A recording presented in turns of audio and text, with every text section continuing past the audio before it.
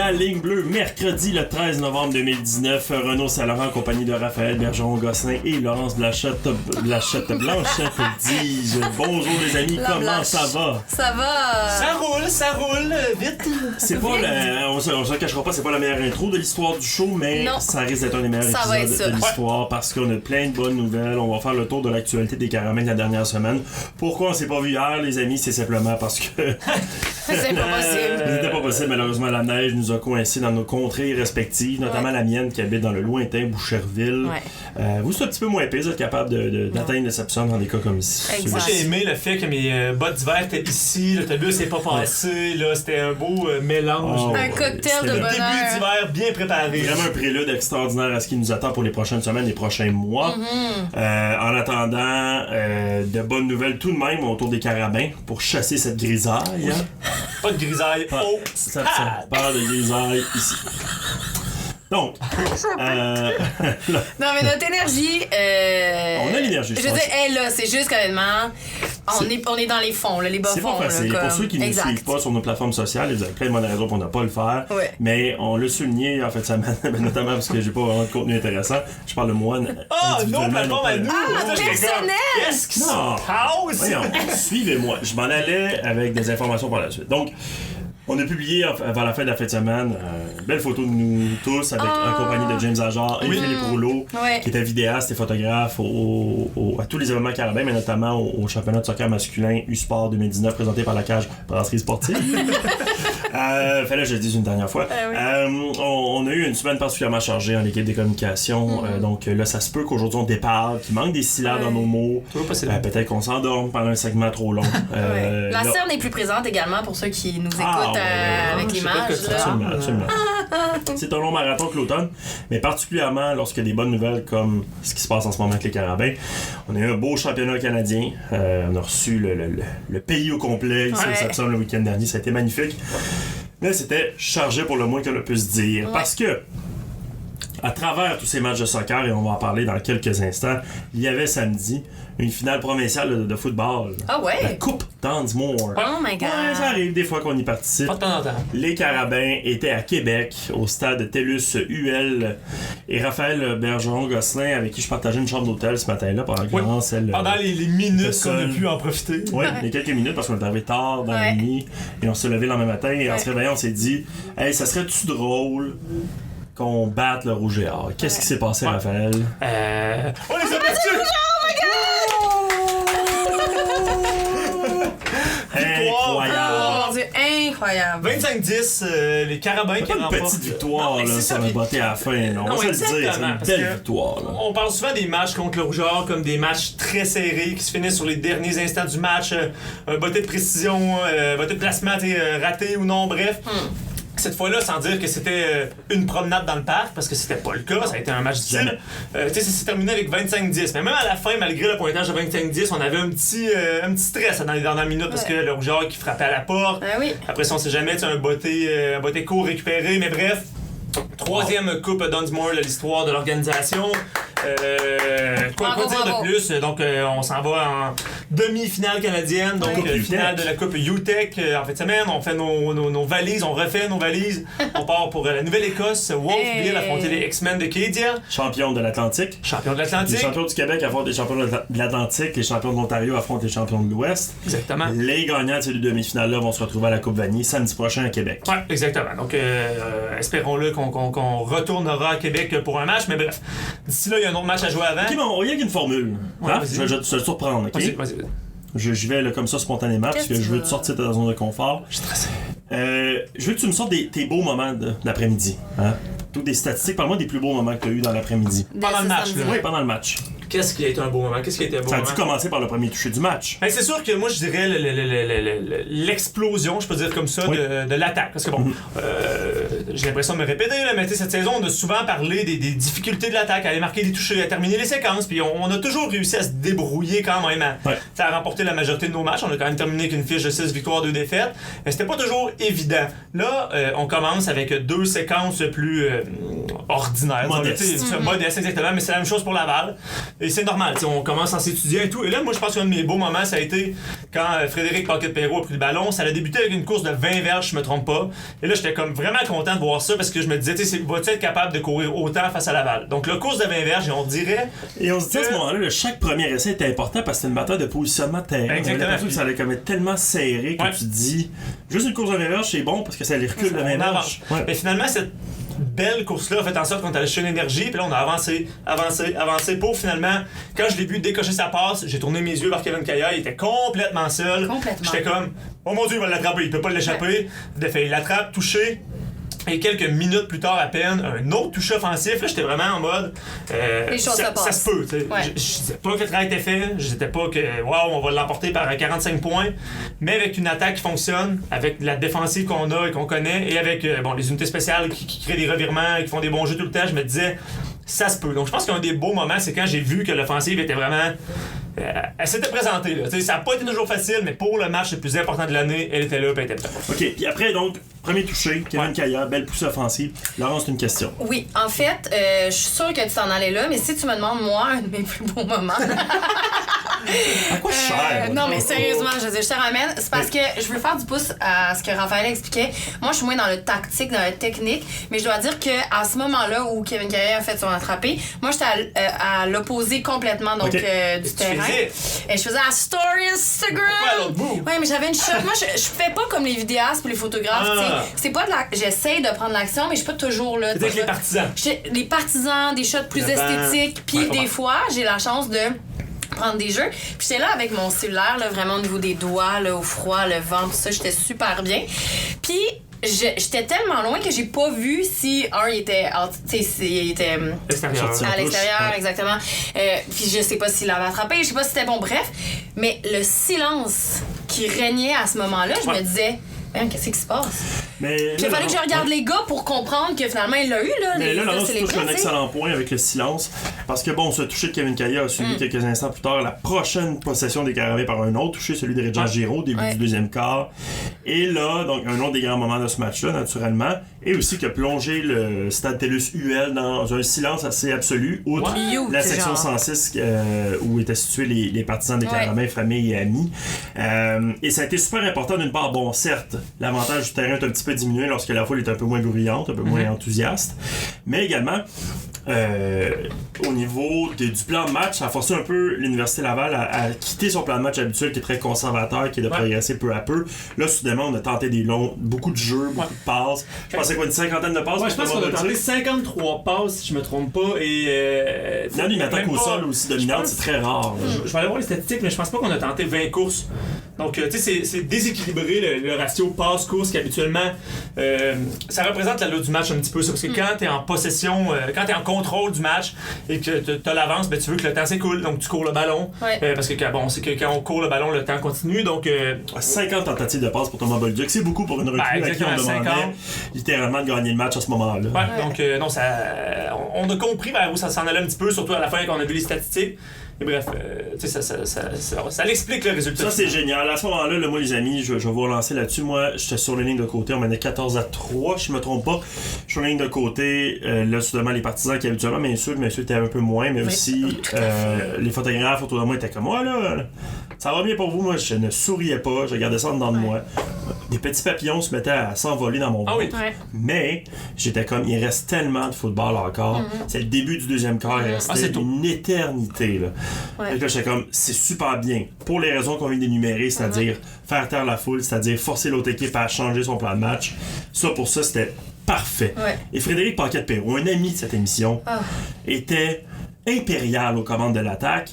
Si j'avais pu aller sur le terrain et lui faire un câlin, je l'aurais fait. On l'aurait tous fait, je pense. Et moi donc. Ah oui. Je pense qu'on aurait tous fait pause. Un instant. Je pense pas qu'il y avait une personne dans ce stade-là qui prenait pour les Carabins qui aurait pas aimé le remercier personnellement pour le match qu'il a connu. Parce que si on regarde les statistiques, 16 en 26, 203 verges, c'est pas des statistiques incroyables. Mais c'est de la manière dont ils ont géré. Mais à ce moment-là, si on avait pu, on aurait mis pause, on aurait dessiné une espèce d'arche de lumière autour de lui. Puis vraiment, là, comme une petite musique genre. Qui m'appelle en même Phantom! Ok, excusez-moi, je reçois un appel. C'est à mon tour de recevoir des appels. Est-ce qu'on pourrait dire que c'est ton man crush, Renaud? Ben, en tout cas, sur le coup... Pour ce moment-là. Oui, je veux dire, je pense que je lui voue une admiration certaine compte tenu de ce qu'il nous a raconté lors de son passage. Complètement. Mais également lors de sa prestation à l'Université Laval samedi. On enchaîne parce que les amis, le temps est court pour cet épisode. Mais donc... Ça a bien été. Après ça, on va à la demi, ça va bien. Au retour, l'interception de... beaucoup de beaux jeux. Là. L'interception de Marc-Antoine Dequoy pour un toucher. Incroyable. C'est l'issue du match. Tu sais, on avait parlé, je pense que c'est la semaine dernière avec les gars qu'on avait reçus, bref, on en a parlé à quelques reprises, que le match face à Laval, mais qu'on avait perdu là-bas, ça s'était joué sur quelques petits jeux, quelques petits détails, notamment un jeu truqué que Laval avait fait un toucher. Ouais. Cette fois-ci, on tire de l'arrière, on s'installe pour une tentative de placement, et boum, jeu truqué. Ouais. Le petit détail qui fait en sorte que le dernier coup, ils ont réussi un toucher. Cette fois-là, c'est nous qui l'a bien fait. Interception de Marc-Antoine Dequoy, course sur 85 verges, touché. À partir de ce moment-là, là, je dois vous avouer, honnêtement, c'est la première fois dans le match que je me suis dit on l'a. Tu sais, encore une fois, c'était pas fait, mais moi, en tant que gars qui est pas sur le terrain, je suis pas entraîneur, je me disais dans moi, là, ok, là, on l'a. Et beaucoup de monde se posait la question pourquoi Zach Fitzgerald, qui était celui qui faisait la feinte qui a fait la passe sur la feinte de Botté, comment a-t-il osé? Parce que même les carrières adverses n'osent pas lancer dans le coin de Marc-Antoine Dequoy. Pourquoi? Les joueurs m'ont dit, après avoir vu la séquence avec les fameux angles des entraîneurs, où on voit tous les joueurs, on voit tout le jeu se développer, l'analyse du jeu, finalement, qu'on voit vraiment que le botteur du rouge est libre pour une passe que tentait de faire Zach Fitzgerald, mais Dequoy étant un joueur de football extraordinaire, comme tout simplement couper l'angle, s'est interposé pour intercepter le ballon vraiment de façon magistrale. Puis aussi de ne pas mettre les pieds à l'extérieur parce que devant le banc du Rouge et Or, c'était au millimètre près, même que les joueurs ont vraiment fait signe, ils étaient à l'extérieur pour influencer la décision de l'arbitre. Absolument. Regarder les deux pieds dans le terrain, toucher, puis là... Et donc, une troisième Coupe Dunsmore qui nous propulse vers la belle ville de Wolfville, campus absolument extraordinaire de l'Université Acadia, pour cette demi-finale. On va en parler un petit peu plus tard dans la semaine, c'est-à-dire demain, de ce fameux duel avec les X-Men, champions de l'Atlantique, avec Tommy Mercier et Benoît Marion, qui sont nos invités pour le Tailgate de la Ligne Bleue, émission spéciale. Donc, dans l'ensemble, un samedi très festif. On était très soulagés de revenir à Montréal avec une belle coupe, une belle victoire. Ça fait du bien. C'est vraiment génial. Vous l'avez vu, vous l'avez vécu sur nos réseaux sociaux, cette remise de trophée, soulagement. Ce seront des souvenirs qu'on va conserver pour toute notre vie. Très émotifs. Et évidemment, on en reparlera encore et encore, particulièrement dans les mêmes moments de l'année, ça c'est sûr. Ouais. Et qui sait, peut-être dans une émission spéciale de Noël un jour. Oh my God! Mais il n'y avait pas que du football ce week-end, Raphaël. Loin de là. Il y avait également un dans tournoi une mer de soccer. Exactement, de la fumée, de toutes les couleurs, des partisans, un stade rempli. Quel championnat de soccer qui, oui, ne s'est pas terminé comme on l'aurait espéré, mais tout de même, quel championnat, je le répète, quel championnat. Honnêtement, on avait tous des attentes, on en a parlé combien de fois sur nos textes, médias sociaux, au podcast du championnat de soccer masculin. On avait tous des attentes, j'avais des attentes, mais honnêtement, félicitations aux équipes, aux partisans, aux comités organisateurs, à nous, à tout le monde, parce que wow. Genre, moi je m'attendais à ce qu'il y ait de l'ambiance, des matchs, chaudement disputés, c'est du bon calibre, mais jamais autant que ça. Honnêtement, les fumigènes, les partisans, les ultras, on les salue, merci. Ça a vraiment créé une ambiance de feu. Même les autres équipes, Carleton avait des ultras, UQTR en finale avait ses ultras, ses fumigènes. Ça a vraiment créé une ambiance incroyable dans le Septium. Non, c'est ça, exactement. C'est un dans le Septium, là, même avec les matchs de football puis les gros matchs. Ouais, avec les stades remplis. Absolument, au niveau de l'organisation de U-Sport, on nous a dit que la barre va être haute pour les prochains tournois. Là. Je pense qu'on a mis un standard aussi par rapport au niveau national. Mais oui, d'ailleurs, shout-out à notre collègue Laurent Bédard, qui est rarement souriant, mais souriant. Il souhaite souvent venir à notre émission, à notre podcast, pour parler de tout et de rien. Là. C'est un italien obscur. Oui, c'est ça, de la Fiorentina. Là. Mais chapeau à lui qui a su avec plein d'autres personnes aussi. Là. Ouais. Mais il était dans son élément aussi. On le voyait aller. Joueur de soccer amateur à 16 heures, fan de soccer invétéré, faisait des touches au 4e arbitre, jouait avec le ballon. On sentait qu'il était dans son élément, là, ça c'est sûr. Sourire plein face. Peut-être la première fois depuis plusieurs mois qu'on l'a vu sourire sous sa moustache. Vraiment, ça allait bien. Ça allait bien. Ça allait très bien. Signe que c'était vraiment très génial. Et ils ont fait un beau travail d'organisation d'assembler ce tournoi-là en peu de temps. Complètement. Et ça a été vraiment une grande réussite. Puis l'affiche en finale était parfaite. 2 équipes québécoises, les Carabins et les Patriotes de l'UQTR. Patriotes de l'UQTR qui finalement sont champions canadiens après une victoire de 2-0 en finale. Mais on n'aurait pas pu demander mieux là aussi. Des partisans des deux côtés remplis le stade. C'est sûr qu'on se le cachera pas. Ça avait été 2 équipes de l'Ouest. Ça aurait peut-être pas été la même engouement dans le stade. Mais là, les athlètes Carabins qui sont venus dans le stade pour encourager leurs collègues, qui les ont salués même il y avait beaucoup d'équipes, là, les équipes de hockey, de volleyball, de tennis, de natation. Tout le monde était là. Tout le monde s'est mis derrière l'équipe. Même Gabriel Chancy, passeur de l'équipe de volleyball, qui nous a dit hier, j'ai rarement parlé à des athlètes de soccer dans ma vie parce que je les aime pas, juste que on sait. Ça donne pas, là. Ça n'a pas donné. Puis là, il dit là, j'étais là, j'avais des frissons, puis je capotais, puis non, tout le monde a vécu des émotions incroyables. Ça passait proche. Parce que oui, ils ont perdu 2-0, mais le deuxième but est arrivé à la toute fin. C'est ce qui a marqué la fin du match. C'était 1-0 tout le match. Et les Carabins en deuxième demi ont assailli le territoire adverse. On fait énormément de tirs, passaient près de marquer des buts. Ils nous ont fait vivre des extraordinaires moments. Les partisans aussi, mais les joueurs, on s'est attachés à eux. On les aime et on les a aimés. Mais vraiment, ça a été un grand week-end. Puis on dit pas ça juste pour vendre notre salade, c'était vraiment... Non, c'était vraiment hot. Puis ça a été relevé de U-Sport, de RSEQ, des gens de l'organisation, mais externes, des gens... Moi qui a manqué 3 semaines d'organisation, puis qui est arrivé avec un œil quand même externe, c'était... En tout cas, ça me... C'était wow. Ouais, vraiment, c'était wow, exact. Et les gars nous ont donné de l'extraordinaire soccer sur le terrain. Donc, absolument. Effectivement, au final, les Carabins, quand même finalistes perdants, mais quand même médaillés d'argent national. Troisième finale dessus, parce qu'en passant, on était champion. C'est sûr que les gars étaient déçus. Avec raison, mais on parle littéralement d'une dynastie du soccer universitaire canadien masculin. Là. 3 finales de suite, dont une médaille d'or. Là, on l'emporte à la maison, il y avait beaucoup de pression. C'est une dynastie. C'est ça la définition d'une dynastie. Absolument. Donc, félicitations à Patrick Mondeau et son équipe pour ce grand tournoi. Et pendant ce temps-là, de l'autre côté, très loin, l'autre océan Pacifique, au bout. À l'Université Victoria, en Colombie-Britannique. C'était les filles qui avaient leur championnat canadien. Exactement, les filles qui s'étaient classées pour le championnat canadien grâce à une belle victoire face à l'UQAM, une équipe québécoise qui était là, puis on a terminé en 5e place. Donc c'est sûr que c'est pas le résultat espéré. On voit les gars qui terminent 2e, puis que les faces sont longues. C'est du sport d'excellence, on vise haut chez les Carabins, ce qui fait en sorte que parfois les échecs font mal, mais bon, une 5e place, c'est quand même bien qu'on y pense. C'est qu'on a perdu notre premier match, défaite de 1-0 face à UBC. Donc le format du tournoi fait en sorte que dès que tu perds ton premier match, tu ne peux plus te battre pour les 4 premières positions. Mais par la suite, on sait bien, c'est jamais difficile après ça de jouer 24 heures plus tard après une défaite comme ça qui fait en sorte que tu ne pourras pas gagner. Mais on s'est relevé, victoire de 2-0 visite versus York. Donc on est allé, les gars ont battu York, les filles ont battu York. Et finalement, on se rend à la finale consolation pour la 5e place. Et là, on l'emporte 1-0 face à Victoria. Quand même l'équipe hôtesse. On l'a vu ici, j'ai pas vu... on n'était pas sur place là-bas, là, mais on voit que c'est pas toujours facile de jouer contre l'équipe hôtesse. On s'est rendu, on a gagné 1-0, mais Megan Sauvé qui a marqué en demi-finale et en finale consolation. Donc les vétérans de cette équipe-là se sont levés et on a terminé le tournoi avec 2 belles victoires et une 5e position. Génial.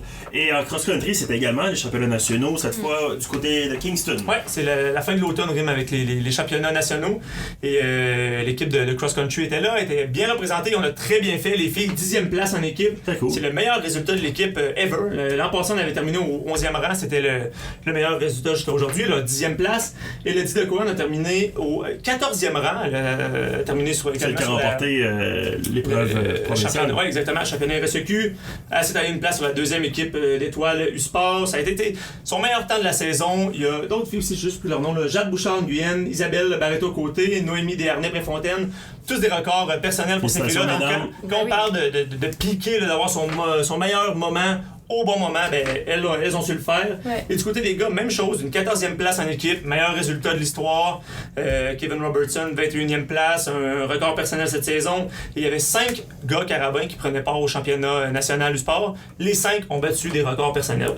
Donc, quand on dit time to shine, c'est le moment de briller à ce moment-là, les carabins l'ont fait. Ouais. Et j'ai aimé, parce qu'après ça, on a parlé à l'entraîneur Éric Janvier. Oui. Et j'ai vraiment aimé sa citation qui disait tu sais, là-bas, il y a beaucoup d'équipes, il y a des puissances au Canada en cross-country. Il disait, les gens parlaient beaucoup des Carabins, ils parlaient de nous comme une révélation. Il disait, il y a quelques années, vous étiez pas là. Et là, depuis quelques années, vous êtes là, on vous voyait, mais un peu en arrière, de loin. Là, vous êtes une révélation. Et lui, ce qu'il disait, oui, on est une révélation, mais là, maintenant, il faut pas juste nous regarder, nous féliciter, il faut nous craindre. Il dit, à partir de l'an prochain, les objectifs sont totalement différents. On veut gagner le championnat provincial. Bousculer l'adversaire. Ouais, c'est ça. Non, mais tu sais, on veut remporter le championnat provincial et on veut arriver au championnat du sport avec des objectifs encore plus élevés. On veut continuer à battre. À bâtir. Exactement. Là, les filles 10e place, les gars 14e. L'an prochain, on veut juste faire mieux. Cool. Voilà, qui promet énormément. Il y avait du hockey. Raphaël, 2 matchs d'abord vendredi soir. Parmi tous ces championnats provinciaux et nationaux, notre équipe de hockey était en action. Ça a été un week-end un peu plus difficile pour l'équipe de hockey, disons les choses comme elles sont.